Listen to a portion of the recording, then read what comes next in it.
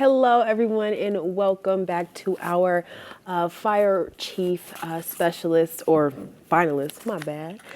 We are here with some questions and some answers to be given. My name's Aspen Chan. I'm a community leader here in Aurora, and I am here with Miss Gail and Alec Oughton. Did I say that correctly? You did, yes, ma'am. Perfect. Okay. Yes, and hey everybody, my name is Gail Pugh and I've lived in the Aurora community for 22 years. So thanks for being with us today. Yes. And what about you, Alec? Can you tell us a little bit about yourself to start off? Sure. So my name's Alec Oughton, and I currently live in Virginia, just outside of Richmond, Virginia. I'm the fire chief for the Henrico County Division of Fire there, which is a very similar size and scope to Aurora Fire Rescue. I've been there for 24 years and have served 27 years in fire and EMS, probably a little longer because I ran with the rescue squad in college. So have worn a uniform for most of my adult life, and I'm interested in continuing to serve a community that's looking for somebody who's values driven and has a heart for service in their community. Yes, well, definitely feel like you landed somewhere safe here. So, to just kind of dive right in, what is your plan to promote and progress Aurora Fire in the area of diversity, equity, and inclusion, and what would be some of your best practices? Sure. I think one of the challenges for the fire service in general is the pathways to the industry, and you can speak for the Commonwealth of Virginia. A lot of times the pathway to the industry is through volunteerism in fire and EMS service. But when you look at the concentration of populations and the demographics of rural communities versus urban communities in Virginia, what we find is that the rural communities are typically the ones who have this free training, experiential pathway to the industry, whereas a lot of our urban centers don't have those opportunities that exist for people to be introduced to the industry. So I've spent quite a bit of time during my time as the fire chief and deputy fire chief in Henrico County building bridges to communities that haven't historically really viewed fire and EMS as a pathway for them, didn't see themselves in that industry, didn't have family members or relatives who were part of that industry, and as such never even had the idea that it was possible to get into that business. So I fashion myself as a bridge builder. I personally get involved in recruiting events where we introduce the industry and introduce what a career in public service and public safety will be like, and answer a lot of questions about that, about the risks, about the good, the bad, and the opportunities and the threats to the industry. But a lot of it is about connecting people with the idea of community service and public safety in particular. So, I personally attend recruiting events at colleges and universities, recruiting events for military members who are transitioning out of the military and into the private sector or civilian jobs. And so I think that personal involvement, that outreach, that bridge building is really essential, introducing this industry to people who may not have heard about it. Yeah. Hey, nice. Relationship building. Yes, really, absolutely, relationship building. So this next question, and all these questions are from our community members. Aurora Fire Rescue currently remains in care and rides into the hospital on all ALS calls, while Falk, the ambulance provider, has paramedics on board their ambulances. Will you change this policy in order to keep our city's apparatus and crews in district ready to respond to other fire/EMS calls? So that's a tough question, right? Yes. Because from an outsider looking in, it's really difficult to understand the culture and the operational nuances. And so it's a tough question to give you an absolutely will or absolutely won't. But fire-based EMS is probably the part of our business that is the most ripe for innovation. And I think Aurora Fire Rescue is no different than any other of the nation's metropolitan fire services or fire-based EMS systems. So I believe those are areas that are ripe for innovation. There are a variety of different ways you can approach those type of issues, and I think fracturing suppression companies to provide that backup is a real challenge, because then you lose reliability of your suppression apparatus.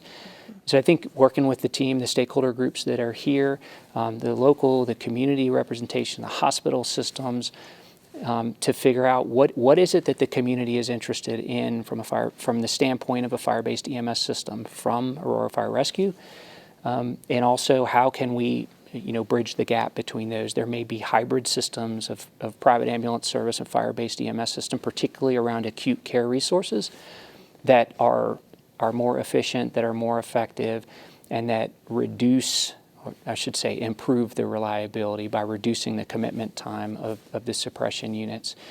So I know that's kind of a long answer to a short question, but it really takes evaluation of the problem. A clear definition, a clearly defined problem is halfway solved, right? Yes.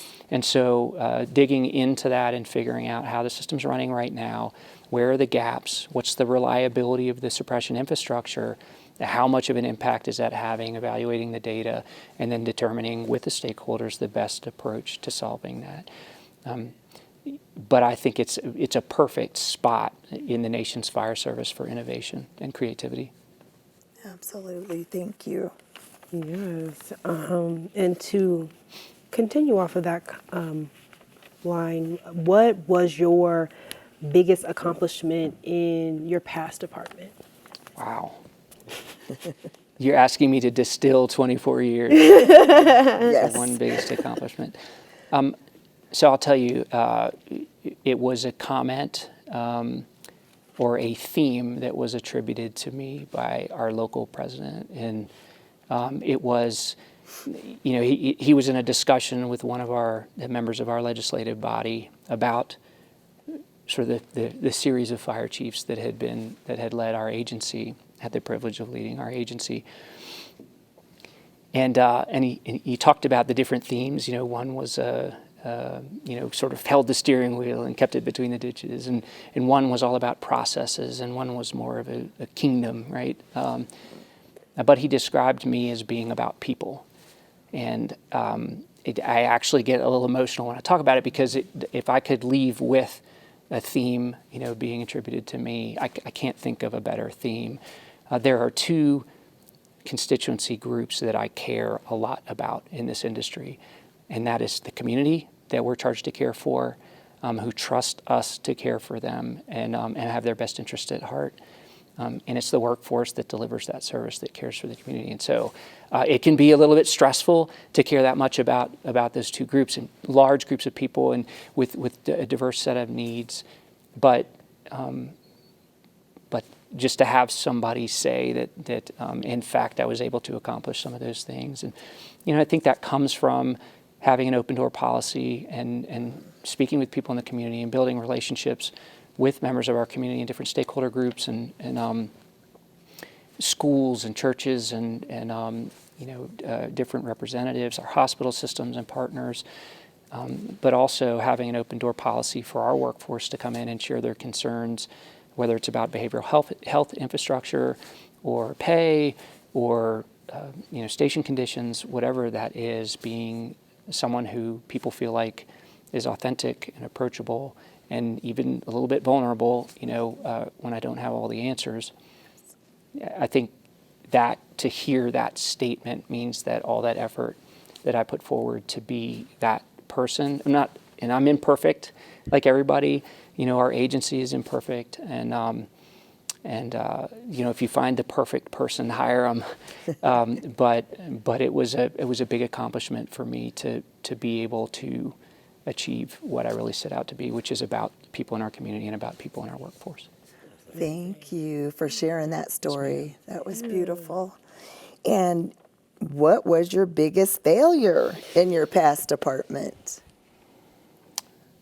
Yeah, I think exceeding capacity for change. I think it's the biggest challenge for somebody who's leading any agency or any infrastructure within a community.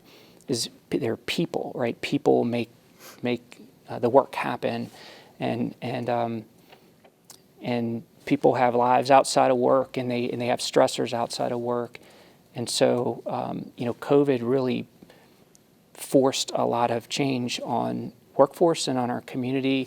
It created a lot of stress. And so while you're trying to continue to move the organization forward in an environment where there's already this sort of underlying stress for the people who run the business and serve the community, I think there are times when we should have let off the gas a little bit and given folks a chance to recover from what was a really stressful 2 years of time together. So it is something when I size up problems in our organization, I look at the operational impact, the political, legal, fiscal impacts of decisions, but I also measure the organization's capacity for change, or I try to, and then potential pitfalls of decisions that we're making. And sometimes it's an imperfect assessment of whether or not the organization has the capacity to change, or you feel pressured to move in a certain direction, based on the environment or changing conditions in your workforce or whatever. And so I think it's an art, not a science, right? But I think there are times where I wish I would have let off the gas a little bit and made sure that the workforce stress level could go down, particularly post-COVID. And we did a major reorganization in 2020, right? And so, when you look at that retrospectively, the stress that probably created for the folks that I care a lot about was something I would probably go back and do differently if faced with that situation again. So I hope that's helpful. Oh, absolutely. Yes. I can clearly tell you care a lot about people, and that goes into our next question, because clearly staffing issues appear to be an issue across the country. And what are your plans to fix issues in the department, and did you implement these in your last department? So when you talk about staffing issues, again, that's one of those topics where you really have to dig in. You have to be embedded in to clearly define the challenge. In our department, we experienced staffing issues also, and that really presented itself and it created burdens on the workforce and their families through mandatory overtime hires. I think we were blessed. While we still had those incidents occur, it was with far less frequency than some of our neighboring jurisdictions. I think that came from building in a staffing factor of between 1.3 and 1.4 people per position that allowed for sick leave, allowed for long-term injuries, allowed for maternity and military leave, so that our folks could go out and recover, but it didn't impact our minimum staffing complement as significantly as some of our neighboring jurisdictions, and some very good friends who are trying now to hire and build up their staffing factor to that 1.3 or 1.4 model, which is really where you get into a sweet spot. And it's tough. It's a tough industry from the standpoint of you beat up your body a lot, lifting and crawling and experiencing some of the conditions, and so we're more prone to injuries and illness, and obviously cancer is really prevalent in the fire service, and so those things will impact the ability of usable bodies that you have to put in the street. So I think it's really imperative to build your staffing to that 1.3, 1.4 staffing factor, so that you don't encounter a lot of those, so that you're prepared to deal with long-term absences that result from either regular life conditions, pregnancy and childbirth and nursing, or injuries that you sustain as a result of your work or even just living life, right? So that was, I believe that was a success in the previous agency. And I don't really feel like I did that, tried to maintain that staffing, tried to make sure that we were consistently hiring, that we were anticipating vacancies, that we were communicating with people who intended to retire, and making sure that we could start a recruit academy that would be as close to having those members graduate as the retirements that were taking place.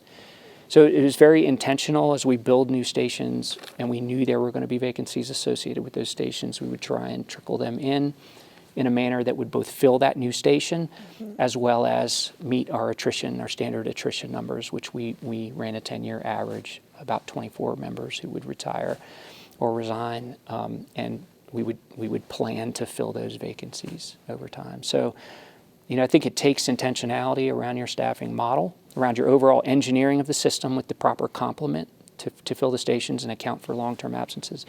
It also takes intentionality around building academies that will meet your rates of attrition and also allow you to continue to grow without overburdening one or two recruit academies or being behind the eight ball. So it matters. I mean, that creates an incredible amount of stress on the workforce, which in turn trickles down, right? If you're exhausted, you're mandatory overtime for the second 24-hour shift after you ran 20 calls, your mind's not as clear, and you know how critical that is for this work, that you're clear mind and rested to the best of your ability, and that comes from really adequate staffing and intentionality around recruitment and retention. All right. Our next question is, visibility and accessibility are important in being a leader. Do you feel like you were visible and accessible to your firefighters and community in your previous department? So I do. Again, depends who you ask, right? But I used to joke about having a strict open door policy, and that was essential. You know, I talk about my lovely bride, who I've been married to for 22 years. If I don't hear what the problem is, I can't read her mind. If I can't read her mind after 22 years, I certainly can't read anybody else's mind. Yes. So if I don't know what the problem is, I can't fix it. The way to find out what the problems are to be approachable, to be intentional about receiving information, about collaborating with community stakeholders, collaborating with the workforce, listening to what the problems are, and then trying to clearly define it, and then develop a solution that's data informed, that considers the stakeholder input, and move forward with it. So I believe that I was very approachable. I built bridges with my fellow agency heads, my peers. We recently had a breakfast club meeting where we got together for coffee and donuts, and this is with the director of libraries and public works and public utilities. They're all key stakeholders and partners in caring for this community. And so, you know, and then community members who can help me understand perspectives that I could never have lived or walked in their shoes, and would allow me to ask difficult questions, and they would do the same for me. So I think the answer is yes. I think that I was approachable. I hope that I was approachable. It was always my intent to be a good listener and to be connected. In case you can't tell, I'm pretty far to the F on Myers-Briggs. I'm a feeler, and the people matter. People come first, and the people are the whole reason that I'm here. People are the whole reason that I took the risk and the challenge of serving as the fire chief in Henrico County, is because I have a heart for people, and I help.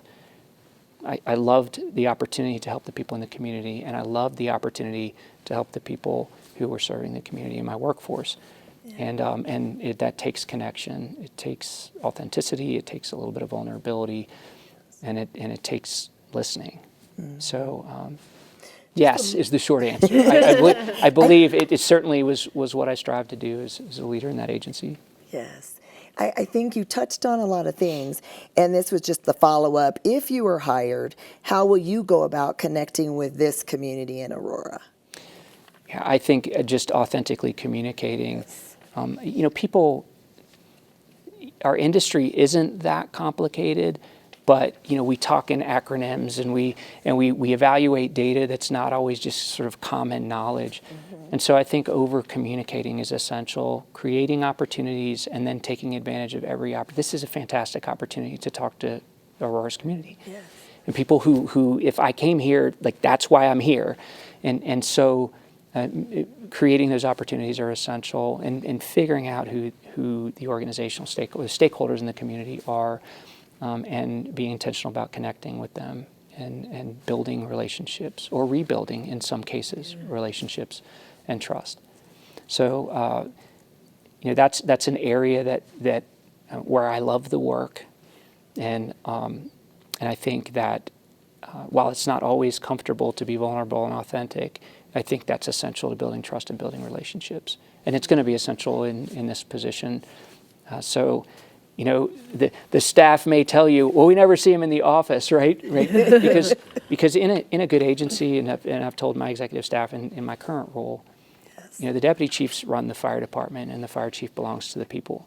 And the people are the community, the people are peer agency heads, the people are community stakeholders and response partners.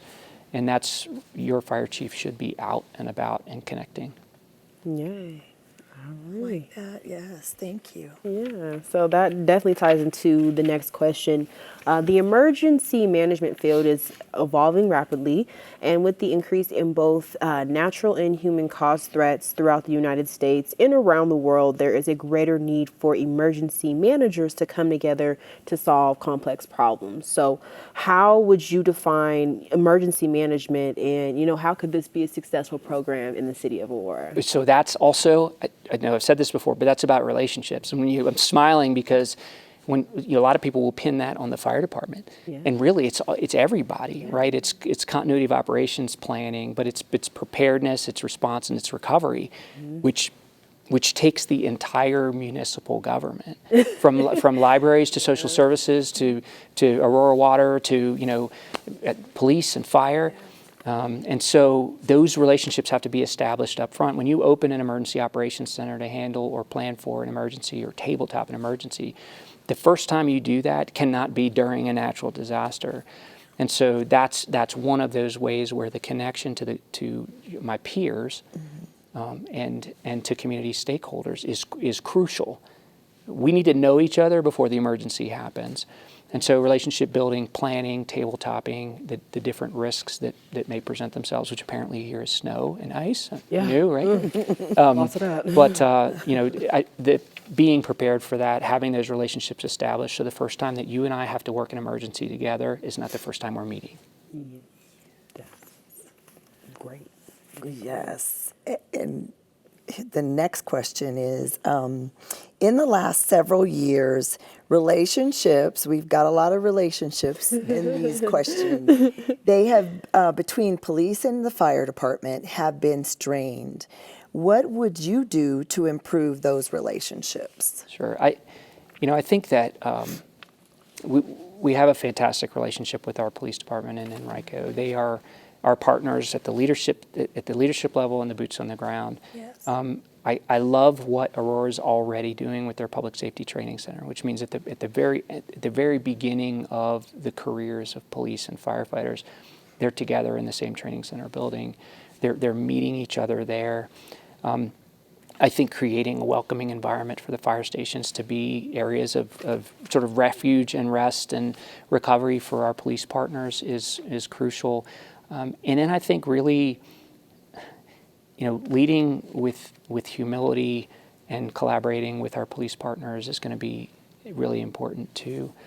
I can't imagine the pressures of being a police chief.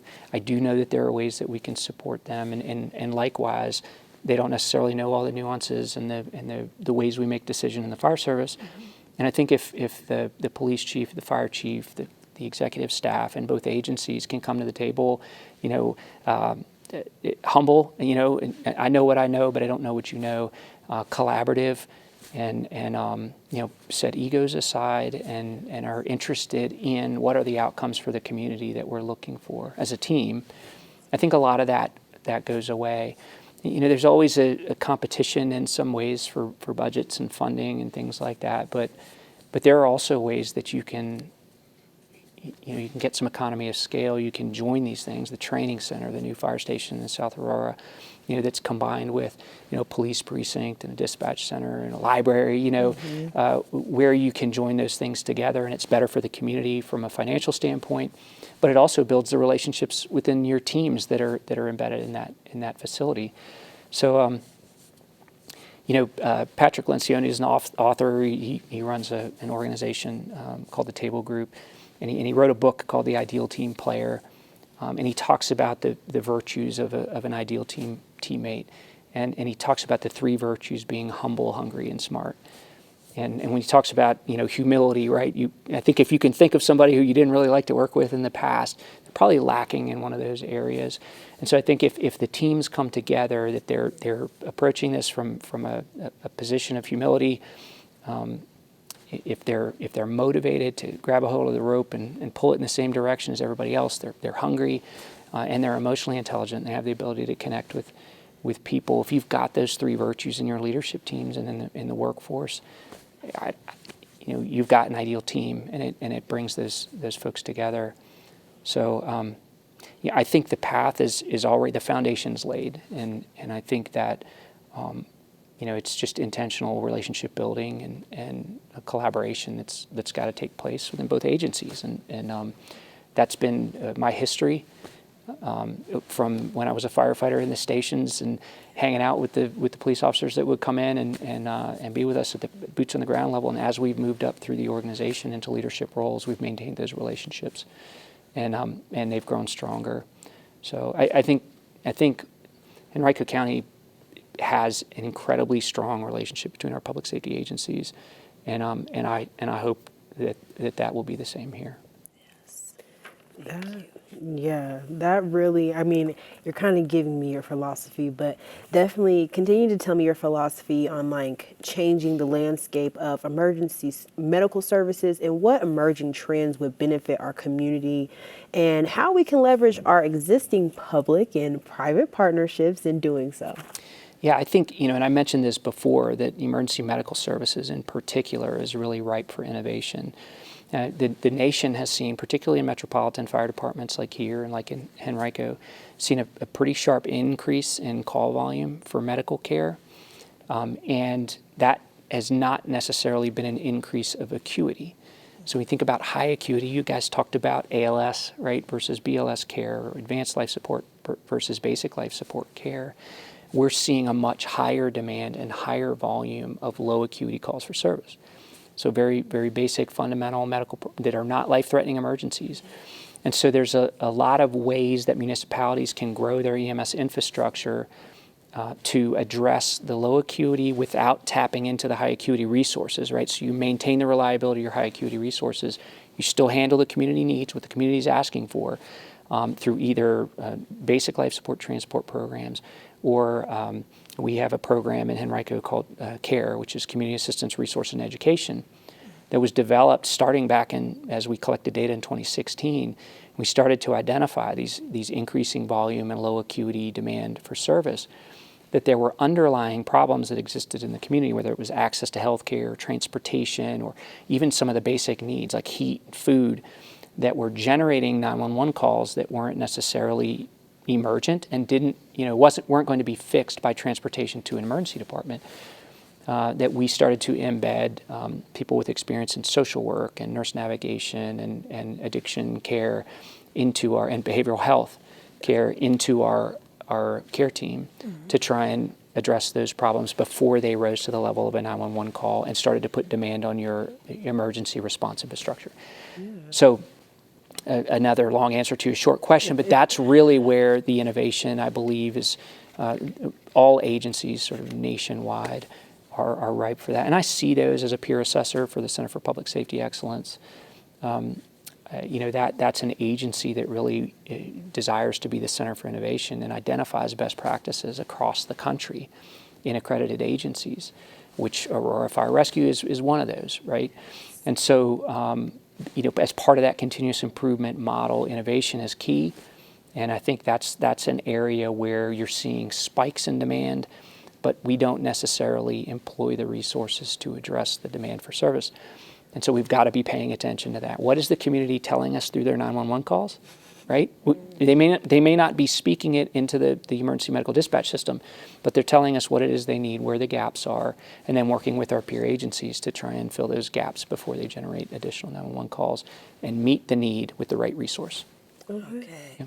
So we're wrapping up our That's it. session. That's all the time we get to talk? It is, but I have a really quick one if you could speak to it briefly. I come from a fire inspector background. Yes. So I was just curious about what is your beliefs around inspection programs and how, to make them to be successful? Sure. So prevention is key. And we have a community risk reduction section in our department, a community protection and planning assistant chief. And if you really care about your community, you're involved in reducing risk, whether that's fire risk, right? We've done a good job since 1973, the America Burning, report, in addressing life safety problems, that are around fire. I believe the future of the fire service is really around wellness. Because what is killing our communities now? It's heart disease, it's hypertension, it's diabetes, renal failure. There's all of these things that are hurting our community that are not necessarily fire, but we're still involved in care. And so, I think you could potentially see the fire service evolve into that space as far as risk reduction. So educating people on diet, exercise, and different behaviors that create a well population, a healthy population, and further reduce the risk and mortality of our neighbors. So inspections are a key part of that risk reduction strategy. They're essential pieces, and we would love to think that everybody does the right thing all the time and has exit spaces clear and doesn't stack boxes up to the sprinkler heads. But verify and validate, right, Yes. is part of the inspection program. But I think there's work that we can do in other spaces, really around the humans that are in our community, and trying to create resources that allow them to be healthy and have long and fruitful lives. And so I believe that space that we can really sort of forge a path in as well. Yes. Well, thank you, Gail, for that amazing question to finish. And thank you, Alec, for all your great answers.